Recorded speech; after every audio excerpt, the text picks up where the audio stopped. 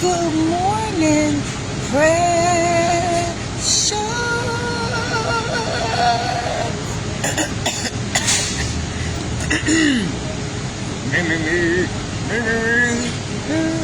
How you doing, baby? Happy Wednesday. And today on Coffee and Conversation with your girl, Shakenya.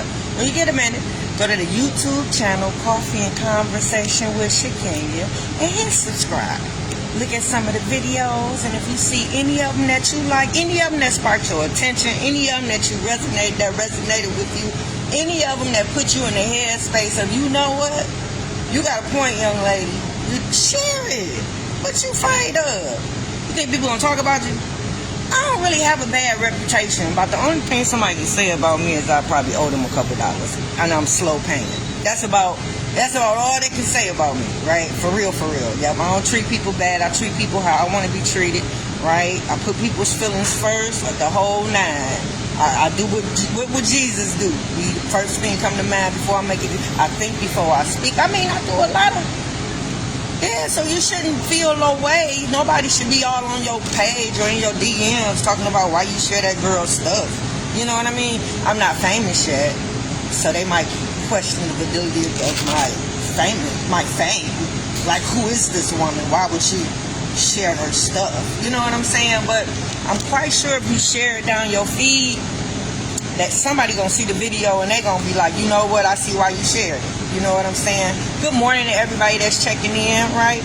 Now, the people that were checking in yesterday, I know you looking for us to continue with the manipulation tips that Dad was using on my daughter to get her out of our life. And I know today we were supposed to talk about the lies that could have possibly been told and the narrative that could have possibly been written to write me out of this baby's life, right? But I got a DM, right? And they wanted to know about the co-parenting workshop, right? And also, I promised you guys a quiz.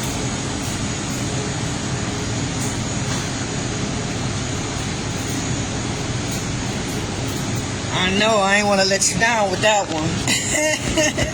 I know. Quick quiz. What are the C's of co-parenting? Yep.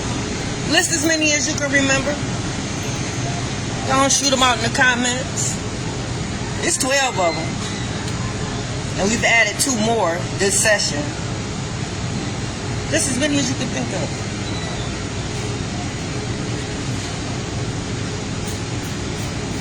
Alright, time's up. You got communication? Okay. You got compromise? Okay. Now these are the things that you should be doing with your baby mama and your baby daddy as it relates to that baby. Whether y'all together or not. I know we talk about here, you guys breaking up and not being together and how y'all can start this new relationship. Hey, sign here. Yeah, so these just a couple things. He's a co-parenting. Compliment. Okay. Congratulate. Okay. Show care and concern. Okay. Compassion. Nobody wrote that down. Common courtesy. Okay. Contribute. Do your part. Do you?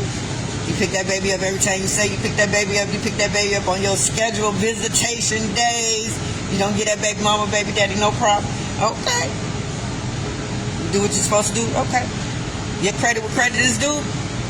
You get credit to your baby mama and baby daddy for being such a fantastic parent, for them doing everything they're supposed to do. Do you? Okay. Are you considerate? Okay. Are you cordial? Okay. All right. Next one. Name 14 disorders that we talked about already. Oh, yeah. We talked about a slew of them. Name as many as you can. You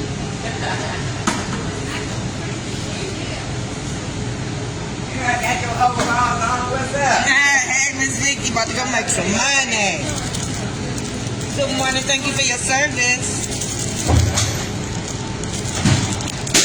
All right, come on with it. Yep, we did a series with nothing but disorders. We talked about the symptoms. Yep, I think I even gave some therapist information towards the end. Gave out a couple numbers for you, a couple resources. Alright. You got bipolar disorder down? Okay. That's number one for everybody, right? Yep. You got post-traumatic stress disorder, known as PTSD. Okay. Did you write down anxiety? Okay. Depression? Yeah. That's battling number one with bipolar disorder, I think. Yeah, a lot of people I deal with, depression is number one. Clinical depression. Persistent depressive disorder. Postpartum depression. Yeah, a lot of ladies struggle with that after giving birth. I know.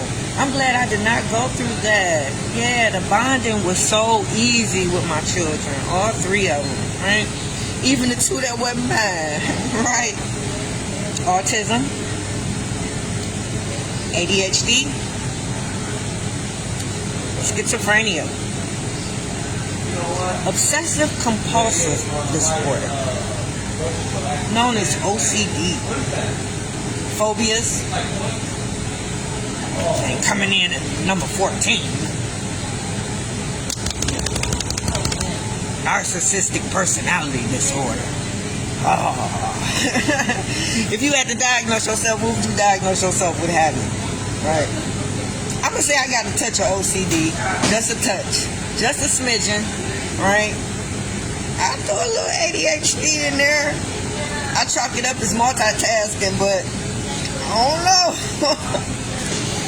Since the baby left, I get a little depressed. Yeah.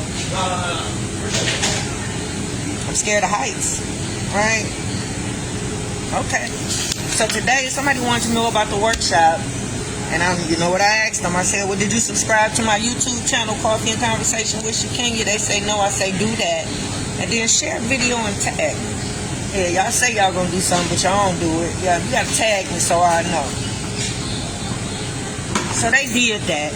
So it's just basically an 8-week workshop that I created since the baby left.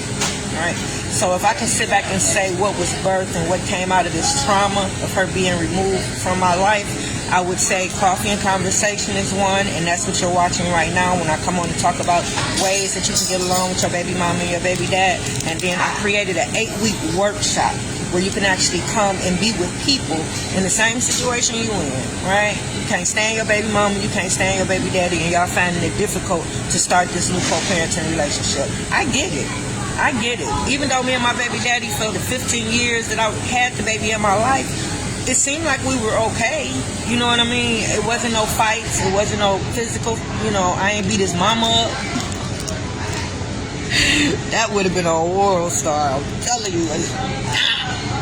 I know, and I'm not a terrible person. And no, I don't feel like that. I don't feel you should be that way with your mother-in-laws. No, I don't. But when I tell you all the things that they put me through, right?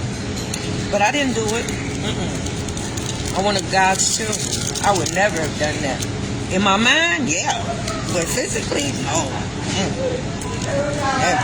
But I hate that I've even been put in a position to feel that way about somebody, right? Because I don't bother nobody.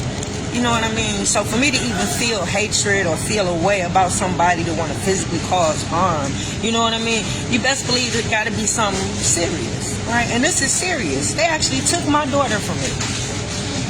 I haven't heard from her, seen her, loved on her in 7 years. They took her from me. And they took her from me mentally, right? And her body followed her. Right? So when you playing games and you planting seeds and you don't think it has an effect, it does, right? It ripped our whole family apart, right? My children are going through things that they've never gone through in life since that baby been gone, right? Before she left, we wasn't suffering from any mental disorders. Now I can rattle off symptoms. I can tell you about all the disorders that might have affected our family, the whole nine. Before that baby left, none of my children had addictions. Nobody was abusing alcohol or drugs. That should have counted for something. That should have counted for something in my parenting to make a dad and a grandmama and the whole family to pay attention, right? None of that mattered. Why? Because I think Dad was suffering from narcissistic personality disorder, for one. I think Dad had some childhood trauma that he never worked through, for two, right? Dealing with a mom like she was so toxic, he grew up in an atmosphere of just toxicity, you know what I mean? And trauma, right? Because she wasn't healed, right? Me and my children were healed. right? I wrote a book about all the dysfunctions I was struggling with, right? My children, I made sure I was ahead of all of that so they wouldn't suffer none of the dysfunctions that I struggle with. But due to Dad doing what he did, our family will be plagued with disorders even after my death because of what he's done. This little stunt just to get back at me, just because he's mad, right? Oh, you can't do that because he's ruined not only that baby's life, but all my children have suffered a trauma as a result of this, right? So I felt like a co-parenting workshop was necessary, right? So I usually cater to the court system. I get a lot of referrals from lawyers, CPS workers, people that got to go to court and show proof that they've attended some type of parenting class or workshop. So this is a co-parenting workshop, 8 weeks that I created, and somebody wanted to know more information about it. Week 1 is intro. We just talk about what brought you here, who brought you here, why you here, your name, what you got going on, some of the issues that you having with your baby mama, baby daddy. We get right into it, right? Because if you dealing with that and there's other people in there dealing with you, your comfort level, you get a little more relaxed. You like, oh, I'm not the only one. Week 2, forgiveness. Oh yeah, this is when we talk about some of the issues and the things that has happened. The things that has happened in the relationship that caused y'all to break up, right? So we try to get you back to square one. Yep. We try to bring you back to how it was when you first met. Yep. Ain't no guarantee y'all gonna fall in love and get back together or nothing like that, but it has happened, right? It has happened, and I welcome all of it, right? But yeah, just to get you guys to forgive, because you can't have a co-parenting relationship with somebody and you haven't forgiven them for what they did to you. Yeah, this ain't got nothing to do with you. This new relationship is all based on the baby, right? So, yeah, what they did, they cheated on you with your cousin, she slept with your best friend, she slept with your baby mama, he slept with your baby daddy. However way it played out, yeah, y'all got to forgive each other for that. Yeah, because the difference between you forgiving them and not, let's say the baby have an event. If you forgiving that parent, you going to call them immediately and tell them that the baby got an event, where it's at, shoot them a text, whatever you got to do to let them know so they have ample time to be able to prepare their schedule or do what they got to do so they can be there, right? If you haven't forgiven them, you probably ain't going to tell them. You're probably going to wait last minute to tell them, like the day of, right? So you will know there's no possible way that they can probably break free and get there. Right? So when the baby is upset and mad about them not being there and disappointed, as a parent that has an inappropriate relationship with a child and have inappropriate conversations, you're going to play into that. And you're going to feed into the fact that this baby is upset and disappointed in its parent. And you're going to feed those dragons. You're not going to remove the disappointment and cover for them. And I know they couldn't make it because this happened and then that happened. You're not going to do that because this was intentionally done. Them not being there was intentionally done, and it's all because you haven't forgiven them for what they did to you in the relationship. Yeah, so we got to make that make sense, and we do that in week 2. Week 3 is communication. Yeah, this is so important. Oh my God, you guys have to talk more now that you're in separate households than y'all did when y'all was living together. I say that over and over again. I said that week 1. Right? Yeah, communication is so important, and not only is communication important as far as how often y'all talk, but the things that y'all talk about. Yeah, it should only be based on the baby. Yep, if y'all have a friendship and y'all talk about more, that's fine, but mainly that baby, the baby doctor's appointments, baby's attitude, the baby's behavior, what the baby got coming up next, the plans you have for this baby, things that you have to do to make sure that this baby gets what they need in their growth and development to become productive adults. Like, these are the conversations y'all should be having. And if when y'all was in a relationship, if y'all was disrespectful to one another and called each other out y'all names and things of that nature, yeah, in this new relationship, we can't do that. Right. It's a way you talk to each other now, right? Yeah, all that inappropriateness and all that, yeah. It's a way that you got to talk to each other now, right? So it's a way that you got to talk to each other, and you got to talk to each other more now.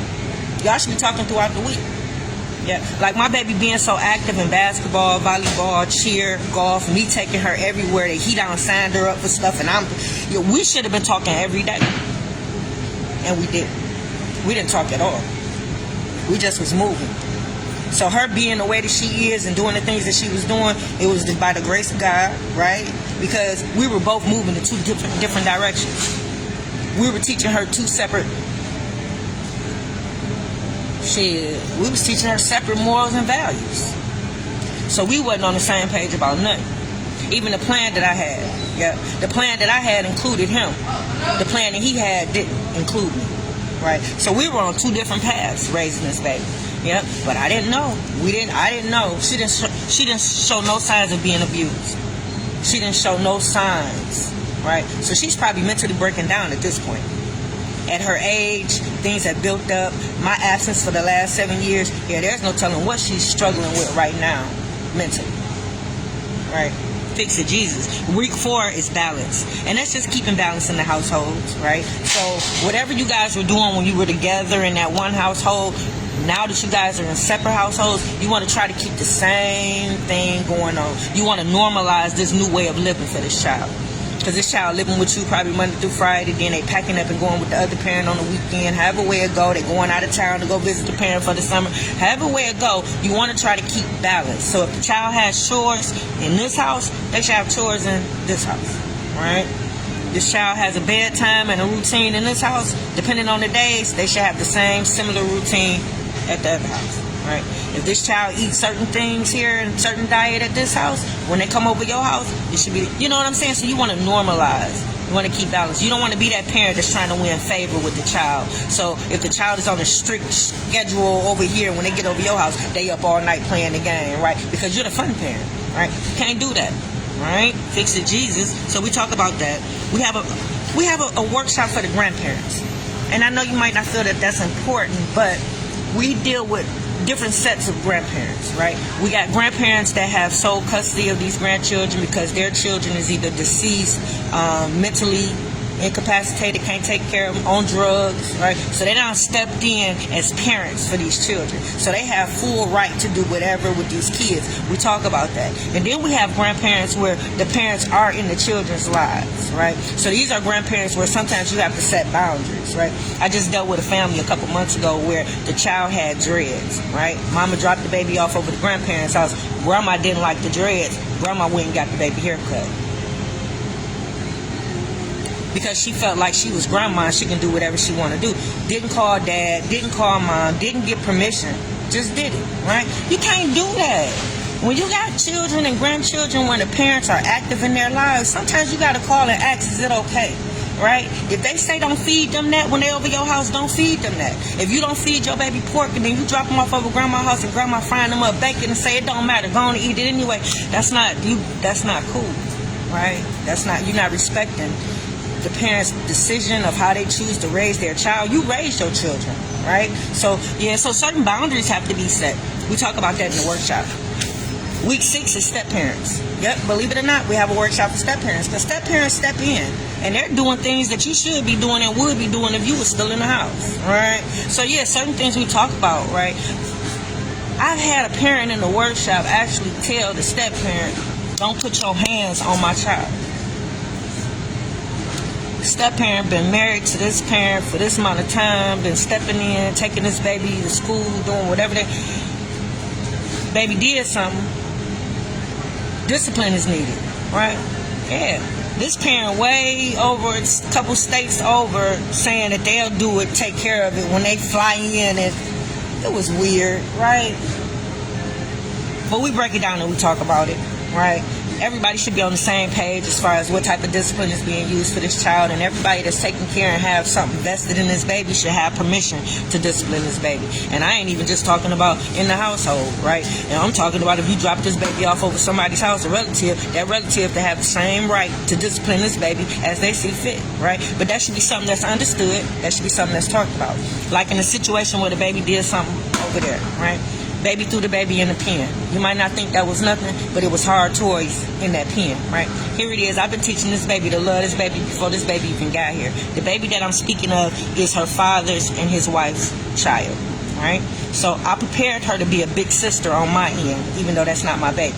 That's her little brother that's coming into the world, right? The grandmama, that's a different story, but just know that the grandmama was teaching some things that was different, right? And it clashed that day. So that day, she threw the baby in the pen. Baby could have got hurt. Bonus mom called me, told me what happened. Me and her discussed it. I let her know, you have my permission. Discipline her as you see fit. And I'm going to discipline her when I see it, right? Baby got disciplined. Baby ran across the street, told grandma. Grandma said, call CPS on that bitch. She don't have the right to put her hands on you. Why we wasn't all on the same page, I really don't know. I don't understand. It's her being a black woman, and we should have been on the same page more so than not when it came to raising my daughter. And it should have been a way to where we all should have been working together on the same page as it relates to raising my daughter. There's no way anybody should have been better or looked at as being better or doing more or cancellation or none of that. Competition, none of that, right? Some more seasoned co-parenting, right? Yeah, we all should have been on the same page. So me accepting that bonus mom as her mother when she's over there, grandma should have did the same thing, because not only is that's her daughter-in-law. So same way she treated me when I was married to her son, the same way she treated her. She treated us as if she was the main woman and we were like mistresses or side pieces. Very inappropriate relationship, right? So the same inappropriate relationship he had with his mom, he has with my daughter. Fix it, Jesus, fix it, fix it. So we got a workshop for step parents. Week 7, we recap everything to make sure everybody got what they needed out the workshop. Yep. Week 8 is when we apologize to the children for everything that we put them through, for what we've been going through as a co-parenting unit, right? And we give out certificates. And these certificates you take back to the judge, you take back to your lawyer, your CPS worker, and let them know that you've completed a co-parenting workshop, right? So, okay, guys, if you want more information about the workshop, get in my DMs, right? I'd be glad to assist you. We just ended one, and we will be starting one soon, right? Have a good day. Mwah.